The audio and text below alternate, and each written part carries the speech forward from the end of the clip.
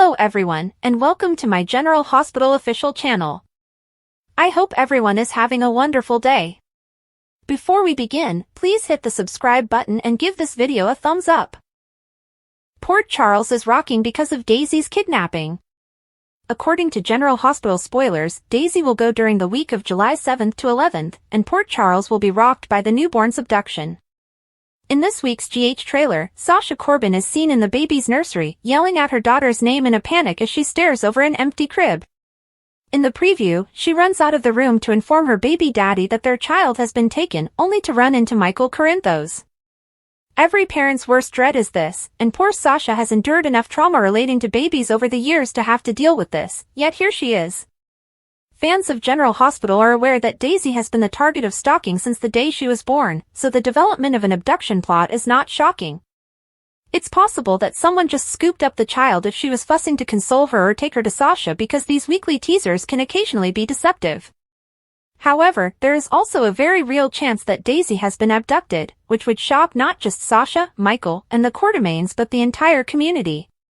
The possibility of Daisy being abducted was undoubtedly hinted at in the soap opera when Sasha was in the hospital and the wrong baby was delivered to her. The stalker plotline began to take shape at this point, and fans are convinced that Willow Tate is responsible. After all, Willow's mental health took a serious hit a few weeks ago when she lost custody of Corinthos and Amelia's. After the verdict was overturned, she had a distressing breakdown in court and has been acting strangely ever since. Since stalking a newborn would be completely out of character for both the mother and the nurse, many have hypothesized that Willow may have dissociative identity disorder. Viewers of GH can't help but suspect Willow of stalking Daisy because she was at the hospital when Daisy was there with Sasha and because she is well familiar with the Q mansion. When Sasha went into labor while testifying during Willow and Michael's divorce and custody procedures, she did assist in bringing the baby into the world. Furthermore, Willow might think that taking Sasha's daughter is simply dessert because she has lost her babies.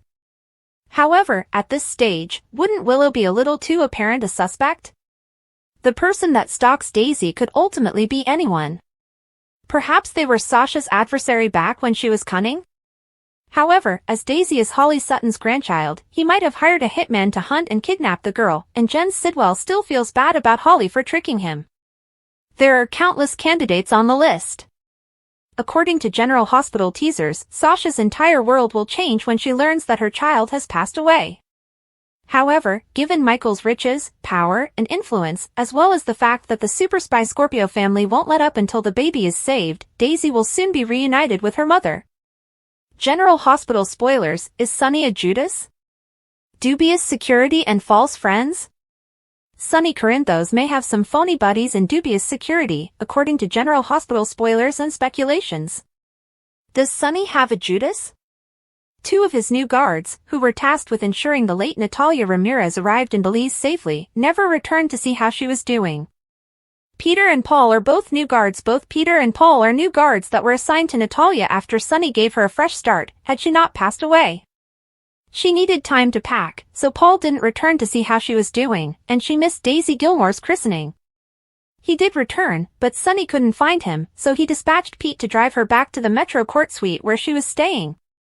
Nevertheless, he reportedly never checked in with Sonny and fled when Anna Devane and Harrison Chase arrived. Jason Morgan was informed that Natalia never showed up on the plane by the contact in Belize.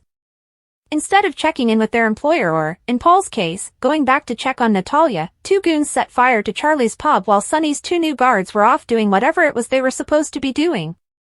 Christina Corinthos Davis, Sonny's daughter, was locked inside and may have perished as well if Marco Rios hadn't acted heroically. Ironically, or maybe not, Jen Sidwell was responsible for the fire, along with the two thugs he said were Selena Wu's men. Selena was aware of the obvious setup, and Sidwell reportedly planted evidence that pointed to her guys. However, might they have actually been Sonny's? Instead of checking in with Sonny and Natalia, were Paul and Peter, who had just been renamed Judas Paul and Judas Peter, at that location? Will Sonny be framed for Natalia's death, even if Selena may have been framed for the Charlie's pub arson? Sonny was temporarily freed from interrogation at the PCPD, however, the findings of Natalia's autopsy and the tests on the discovered tablets were still pending. Given that Natalia would have taken all of the pills at once if she had decided to overdose and end her life, there's a significant chance that they were tainted or mislabeled. Rather, she took medications with an intoxicated companion at least twice. The booze might have been tainted. Will it be revealed that Sidwell hired two Judas to serve as Sunny's new guards, and that Sidwell took a double shot to make sure he was the only major bad in town? When Natalia wasn't there, they may have both entered her suite and had the opportunity to contaminate the medicines or the alcohol. Vicious fight, mother's nightmare, autopsy bombshell, vengeance pact. Anna discovers important information from Natalia's autopsy report on the following GH. As an enraged Lulu snaps at Brooklyn, the tension rises. When Sasha discovers baby Daisy is gone, her entire life falls apart, and she becomes extremely anxious. The week of July 7's General Hospital spoilers and updates hint at autopsy findings, fireworks for the 4th of July, a baby going missing, and a quest for vengeance. The autopsy results of Natalia Ramirez come in, Marco Rios is seeking retribution, Daisy Gilmore is gone, and Lulu Spencer is furious during the 4th of July fireworks. Results of the autopsy. Laura Collins visited the Port Charles Police Department's questioning room where Sonny Corinthos had just been questioned.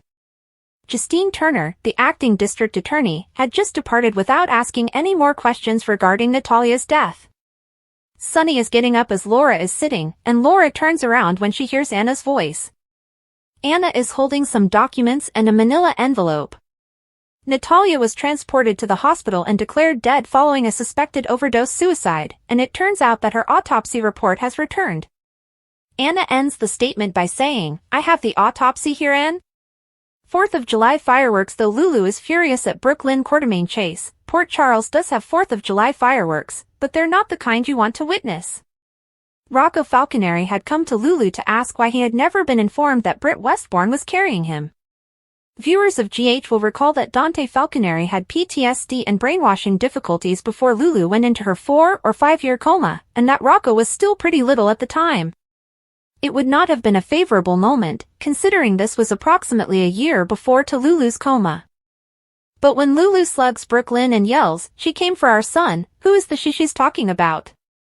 Elsewhere, Marco is furious over his mother's passing and is blaming Sonny for it. Has he been informed of Natalia's autopsy results? And though her death seemed to be an overdose suicide, and though Anna acknowledged it might have been staged, it wouldn't really matter because he still blames Sonny. Marco had been busy saving the life of Sonny's daughter, Christina Corinthos Davis, while Natalia lay dying in her Metro Court suite. Telling someone, "Sonny cannot get away with this, he won't." Marco is furious. It sounds like Marco wants to get even with Sonny, but will he do it legally or illegally? Baby missing. Sasha Corbin yells, "Daisy," as she enters the nursery and discovers Daisy gone from her bed. She informs Michael Corinthos, who shortly arrives at the door. "Michael, our daughter was taken. Unknown individuals have been changing Daisy's onesie and turning on her musical mobile after dark, among other strange occurrences in that nursery." The audience is aware that someone has been watching Michael, Daisy, Amelia, and Wiley Corinthos from outside the windows. Maybe it's time to set up that nursery cam again. Michael will reassure you later. Is Daisy truly missing, or was she picked up by a member of the Quartermain family? General Hospital, Daisy disappears, a baby snatching that Chaffin's Port Charles. One July morning, the most innocent life in Port Charles disappeared into thin air, shattering the calm hallways of the Quartermain home into fear. Sasha Gilmore Corbin and Michael Corinthos lost their beloved daughter, baby Daisy. Everything appeared normal for a moment. The crib was empty the next day.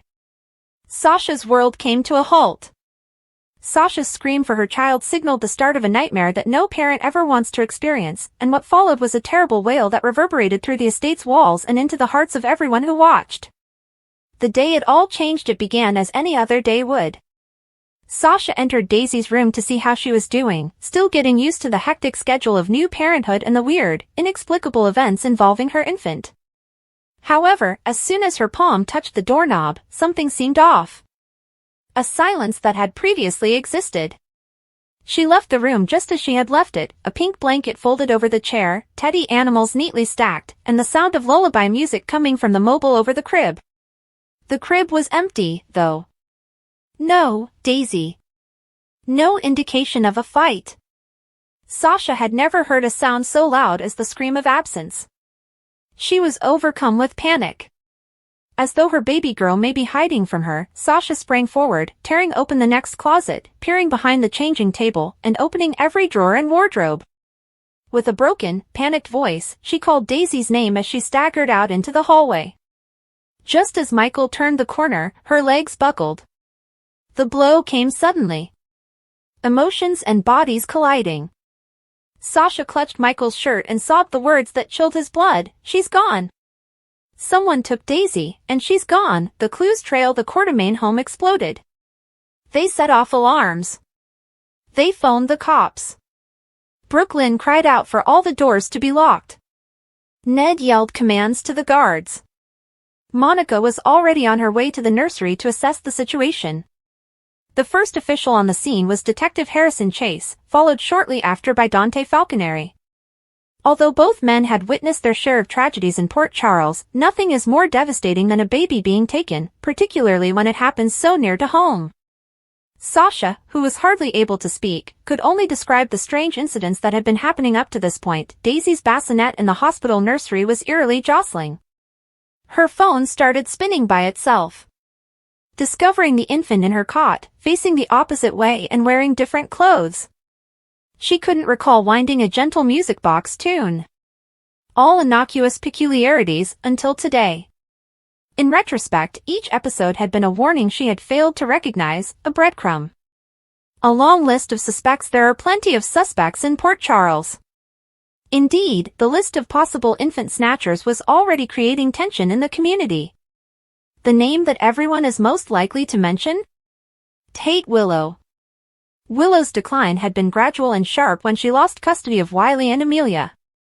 Even her supporters were startled by her breakdown in court and her odd behavior at the Metro Court pool, where she refused to leave the area to be with Wiley in spite of Michael's pleadings. Willow had assisted in the birth of Daisy. Sasha went into labor during a harsh custody hearing, but her relationship with the child had since taken on a sinister tone. Some started speculating that she might have dissociative identity disorder, with her losses causing her mind to separate. Was there a part of her that thought Daisy was hers to have? Christina Corinthos Davis, however, didn't believe it. Yes, Willow is unstable. However, this abduction? That isn't her. Jason Morgan remained silent, watching. He had witnessed enough treachery in his lifetime to understand that danger does not always appear as a villain. It occasionally sports a dejected smile and a white cloak. Nevertheless, the cops questioned Willow first. She had an alibi, too. Time-stamped security footage shows that Willow was at General Hospital volunteering at the pediatric unit at the precise moment Daisy vanished. Who else, then, had a reason? The dark shadow of Gladys Corbin. Gladys Corbin was the resurgence of Sasha's past. Gladys, who was exiled from Port Charles after robbing Sasha of her money and conspiring with Dr. Montague to have her committed during her mental health crisis, had vanished into thin air. However, pain distorts people. And Gladys had lost everything, including her home in Port Charles, her grandson Liam, and her son Brando. Was the possibility that she might have come back, fixated on the new child Sasha had been permitted to keep, really unrealistic? Sasha secretly hoped Gladys was gone forever. Michael, however, wasn't convinced. He subtly asked Brick to retrieve airport and rail station security footage. Jen Sidwell, a vendetta snake. Then came Jen Sidwell, the adversary that none saw coming. Sidwell had shown his ruthlessness by burning Charlie's pub to try to communicate with Sonny Corinthos, almost killing Christina in the process. The true twist, though? His grudge against Daisy's grandmother, Holly Sutton. At one point, Holly had taken a treasure trove of diamonds from him.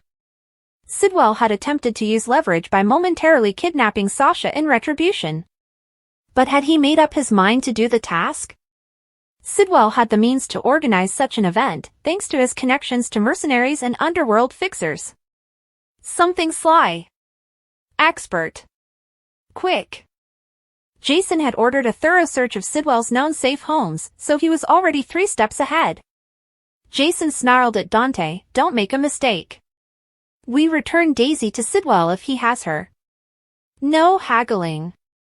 The mystery deepens as the hours went by. Mysterious fragments started to surface. At the gate of the mansion, a bouquet of daisies came. Not a word. No sender. On the Port Charles Gazette's front step, the blanket Daisy had most recently covered herself in was neatly folded. Additionally, a nurse at the hospital recalled witnessing a woman in scrubs carrying a big, covered bassinet enter the nursery wing and leave a little while later. The catch? That morning, no babies had been signed out. Although the route was scorching, it wasn't hot enough thus far. Family in ruin, town on edge. The town's energy changed as day gave way to night. Mothers hugged their kids closer. At GH, security doubled. After burying the aftermath from Natalia Ramirez's strange death, Sonny Corinthos promised to take revenge if Sidwell was to blame.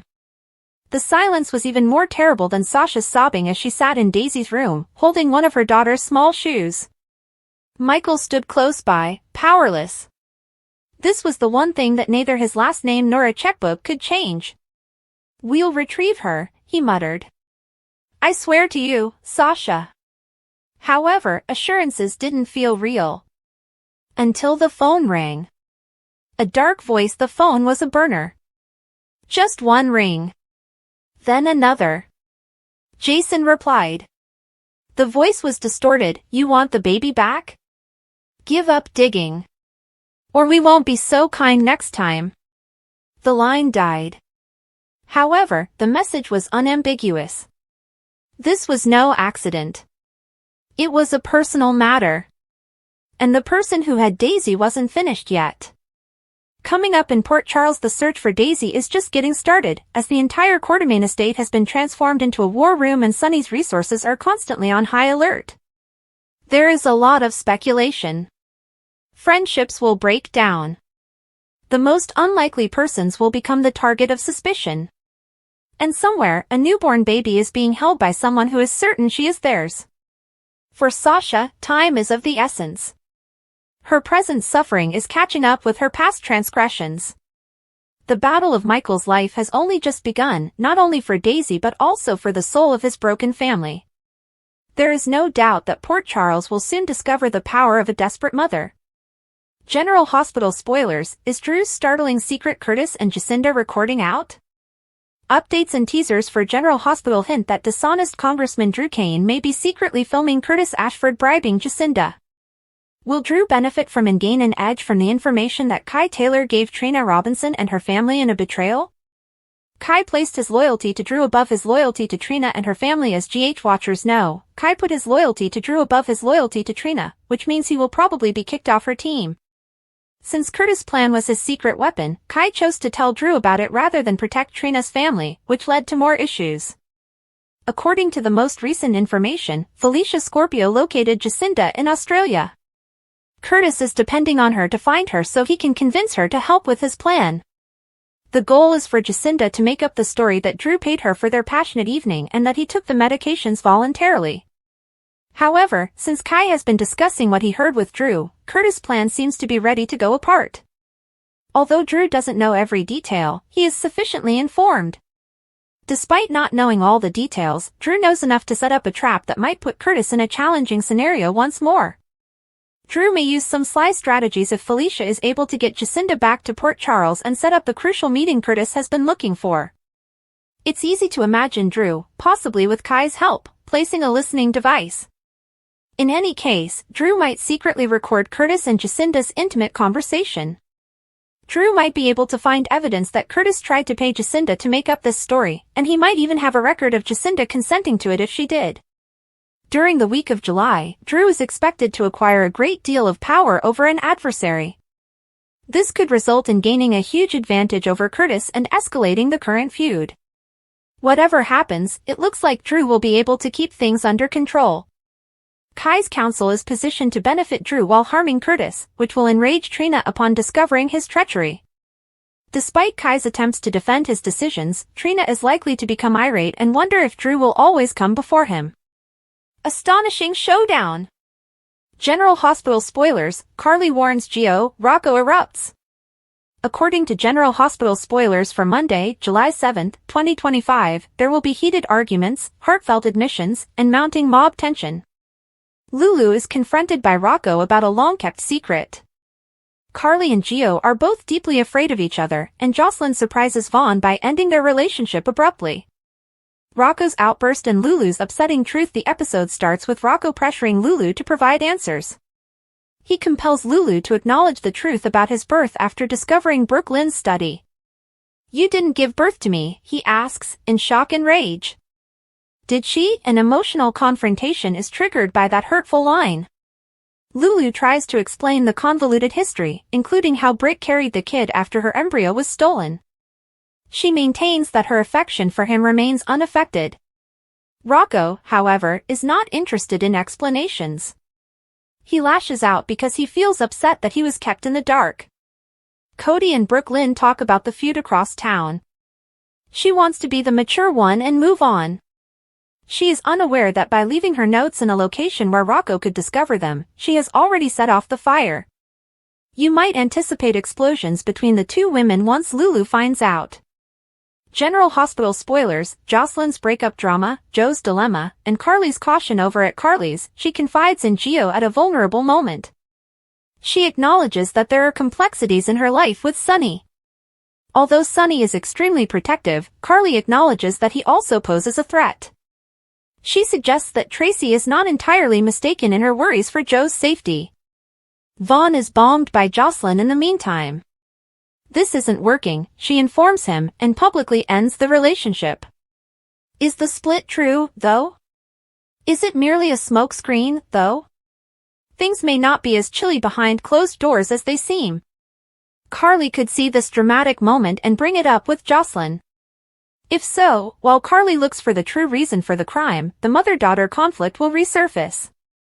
As Anna reaches a dead end, the mob becomes more tense. In Monday's episode, Anna assumes control and starts questioning Jen Sidwell. He won't cooperate, though. Rather, he indicates that Sonny is the one who knows the truth by pointing her in his direction. Meanwhile, Sonny informs Laura that he has a strategy to keep the mob feud under control. Laura, though, might not believe his strategy. Instead of encouraging less risk, Sonny may be inviting more. A bombshell for the family. In a General Hospital sneak peek, Rocco demands the truth: is Britt his biological mother? There is a shocking confrontation hinted at in the General Hospital sneak peek video for July 7th. Lulu is confronted by Rocco with startling inquiries regarding his birth. The past is going to blow up into the present, and Britt Westbourne's name is back in the mix. Rocco's startling meeting: Rocco Falconeri enters with the sole purpose of learning the truth about his birth. Rocco's line of questioning sends Lulu reeling, despite her best efforts to remain composed. Without hesitation, he inquires as to whether Britt Westbourne is his biological mother. Lulu becomes alarmed by this and immediately goes into panic mode. She reaches for her phone out of habit to call Dante. Lulu feels that he ought to be involved in this emotional upheaval. But instead of waiting, Rocco silences her. Now is the moment he seeks the truth. As Lulu realizes there is no longer any way to escape the unpleasant past, the anxiety increases as she stays still. Britt's part in the baby switch saga. General Hospital, Rocco's query isn't a random one. Because of Brooklyn's file, which had contradictory birth certificates, he has been researching. Britt's name is now at the center of everything that has happened to him since the disclosure. Lulu finds it difficult to describe the convoluted surrogacy arrangement. At last, she discloses the agonizing reality. Britt only carried Rocco because of a plan using stolen embryos. Although Britt gave birth to Rocco, his biological parents are Lulu and Dante. Rocco has to deal with a flurry of emotions and more questions than answers as a result of this odd reality. Even though Dante isn't present at the first altercation, he will soon become entangled in the fallout. Overwhelmed and distraught, Lulu will require support. Dante might intervene to assist Rocco comprehend the strange reality. Even his composed manner, however, won't be sufficient to repair the emotional harm. For Rocco, it is a betrayal. Not only by the secret, but also by the way it was revealed. He feels offended, bewildered, and outraged that something so significant was kept a secret for so long. It's far from finished, and the repercussions will be messy. General Hospital, Brooklyn deals with Lulu's fury. After everything has calmed down, Lulu refocuses her rage. It was Brooklyn who discovered this secret and left it for Rocco to discover.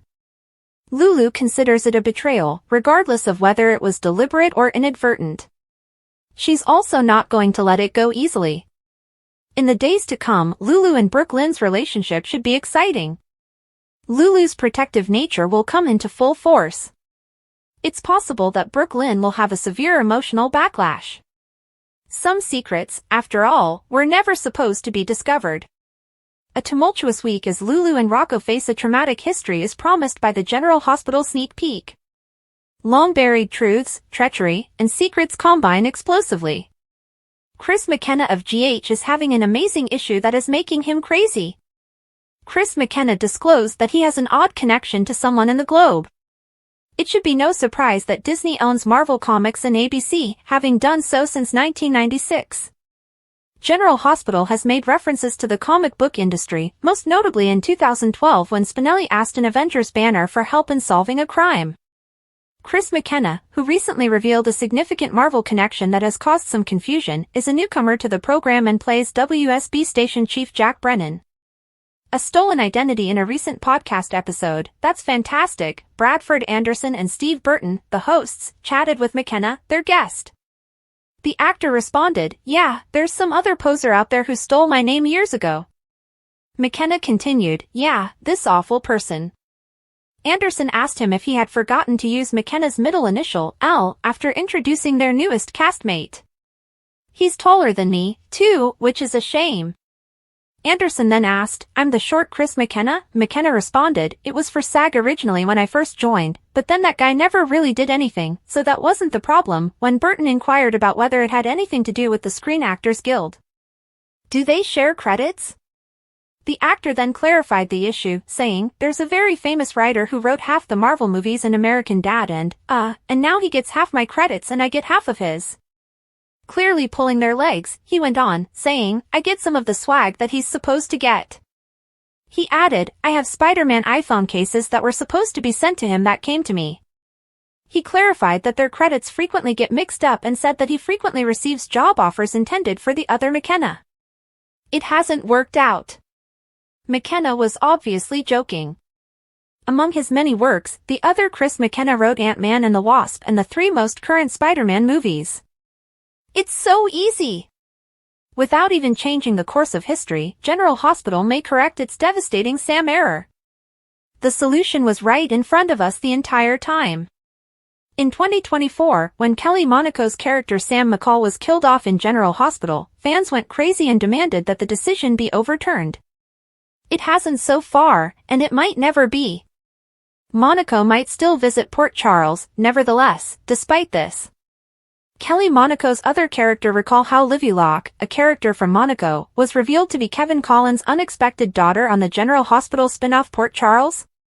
The character was supposed to have died in 2003, but given how frequently she had been bitten by vampire Caleb Morley, do any of us actually think that? No? That's what we believed.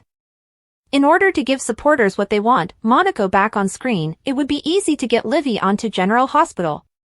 Rewriting history would hardly be necessary, if at all. We did not witness Livy's death, but we did witness Sam's terrible demise. Furthermore, Port Charles is already teeming with The Walking Dead. A significant occasion since today is the 25th anniversary of the actress' daytime debut. It would also be extremely ironic if General Hospital started a Livy comeback.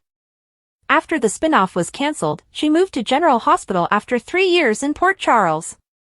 Monaco was reportedly caught off guard by the decision to write off Sam at the time of her discharge from General Hospital.